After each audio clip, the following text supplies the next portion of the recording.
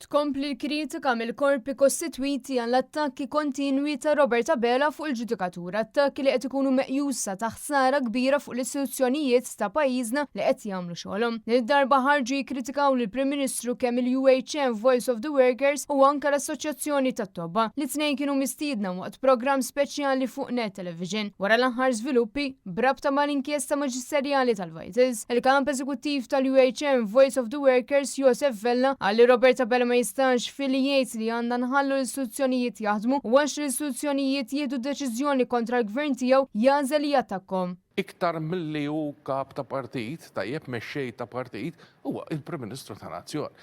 U li ikollok Prim Ministru li jattakka lill-ġudikatura dik fija effett gravi ħafna. Minnaħa tiegħu il-President tal-MAM Martin Balzan qal li issa ddew snin u għadu ma jistax jifhem għalfejn il-Gvern għażel li jberbaq miljuni kbar ta' euro fuq il-barranin. L-iżjed ħaġa li sal-lum ma nistax nifhem, qed tifhimni, u jekk jagħmel xi press conference lill-ex Prim Ministru saqsu ilu, jiena għal daw il-100 miljun.